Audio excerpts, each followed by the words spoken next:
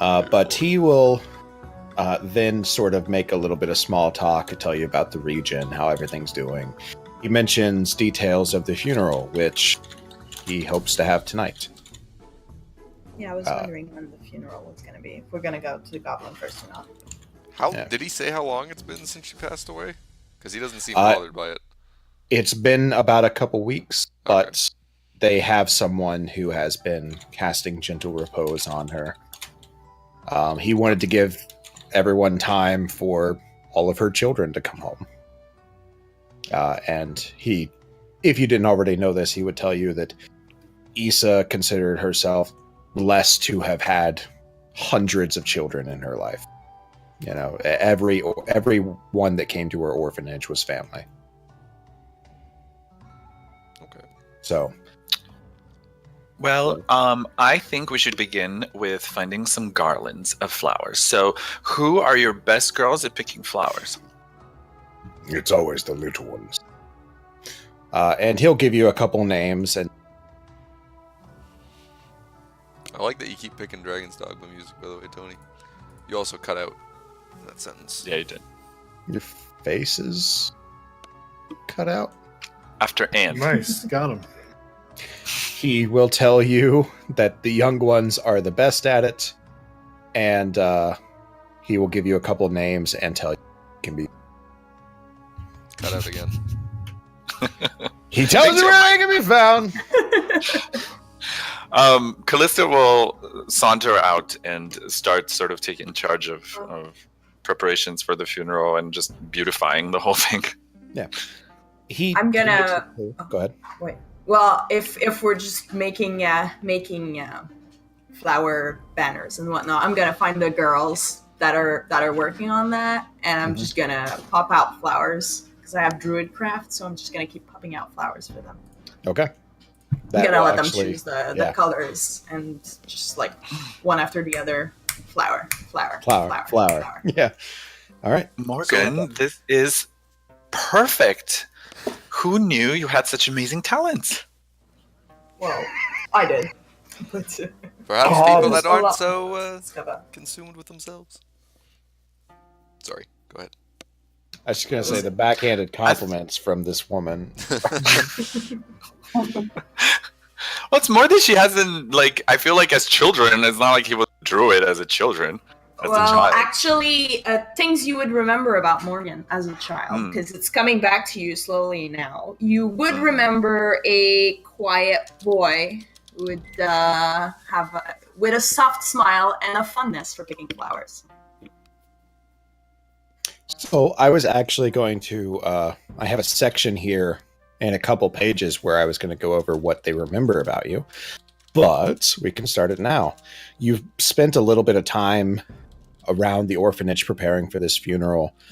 What do the others remember about? Let's start with Ondil.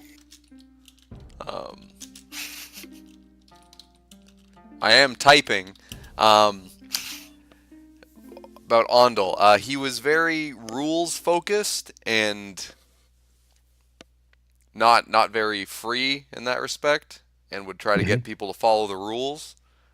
So kind of a, I don't know, no fun allowed if you're breaking the rules kind of person. Yeah,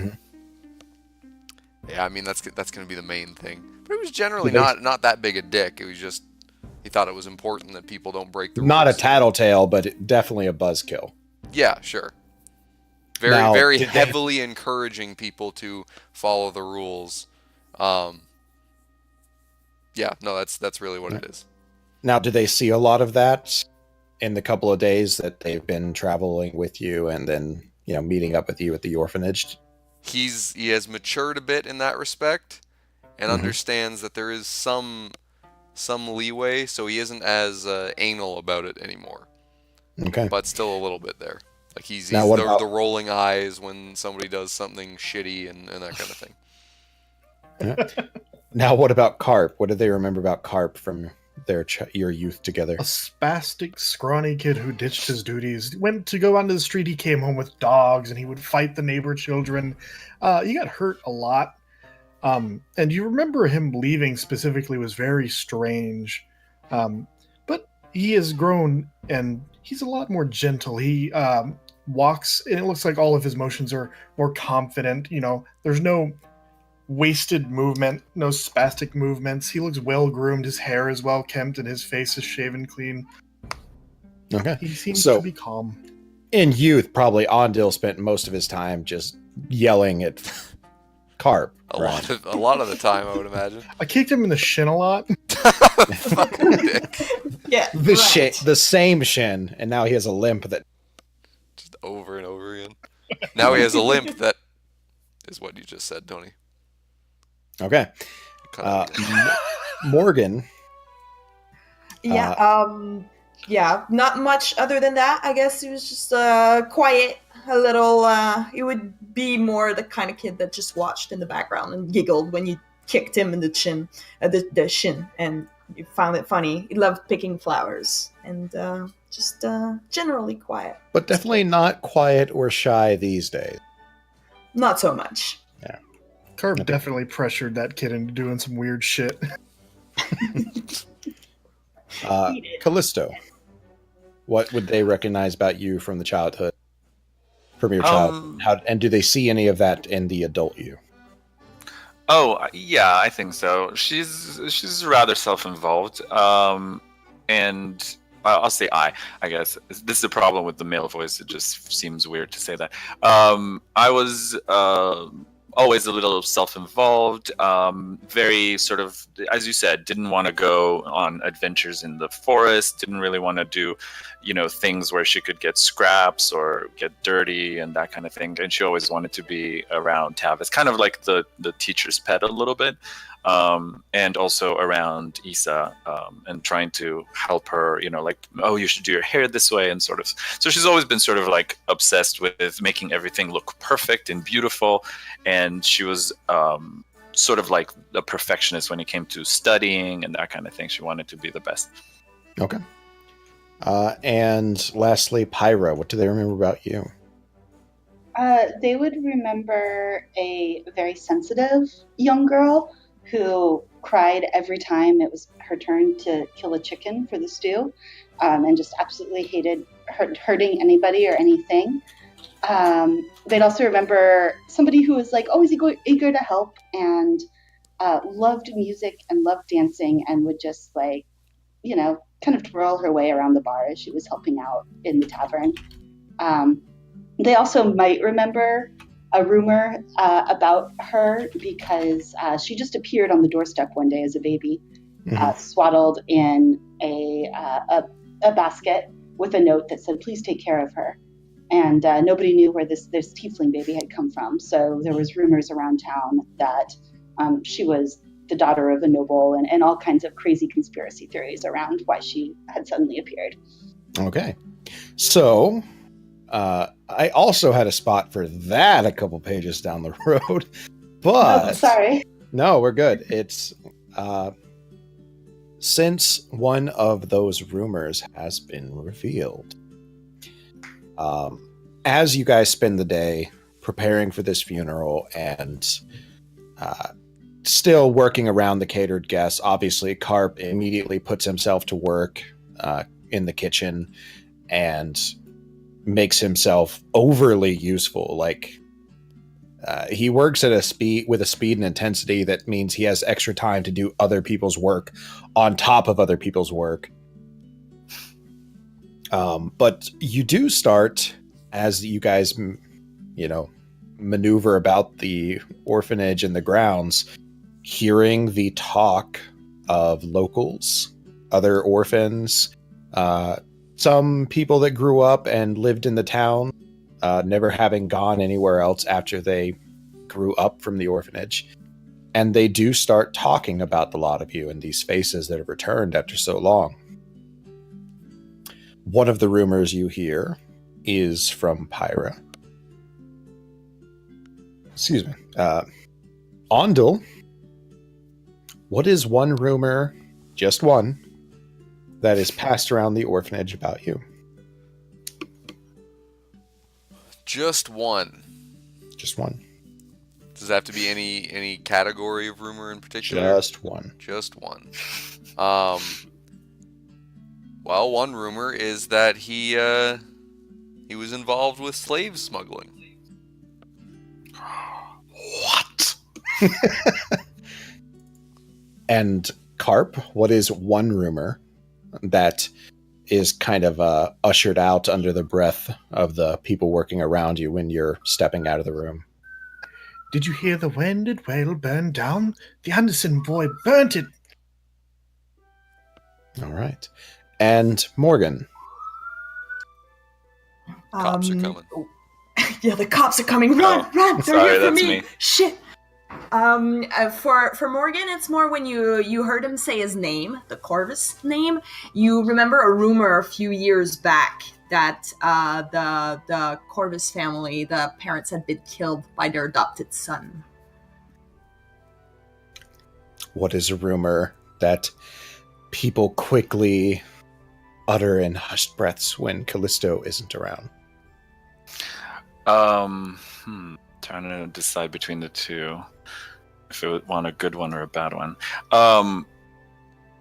Well, because of the proximity to Castle Hardwick, I will say that people will say, "Did you hear? She used to be the prince's mistress, but the new wife sent her away.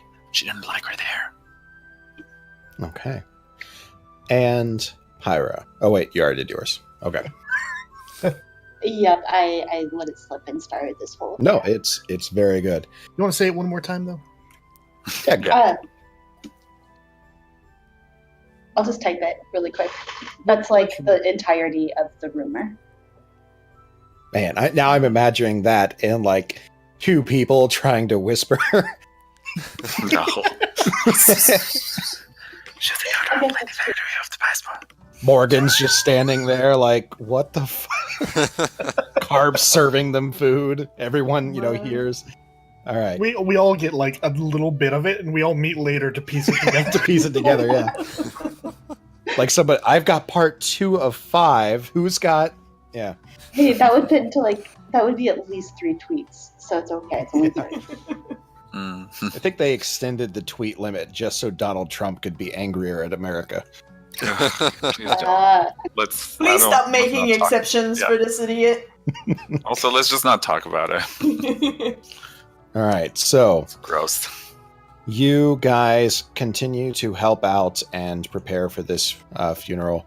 Tavis is just bereft with trying to handle everything, and you through gratefulness as you guys help in any way that you can. He's honestly just happy that you're there. You do see almost a dozen other faces show up before nightfall that obviously are travelers here just for the funeral. And then a number of the locals also have been orphans here at some point in time.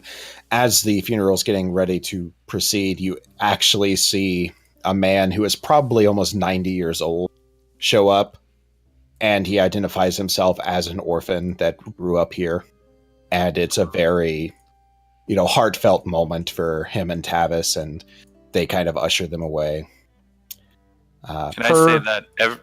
I just want to say one thing. Every time someone new comes into the inn, Callisto will sort of have a moment of she's looking as if she's dreading the appearance of someone. Okay. This continues on until at early dusk, just before dusk, the funeral starts. It is a quiet affair. And Tavis would explain to you that's sort of the way they would have, that his mother would have wanted it. That's her tradition.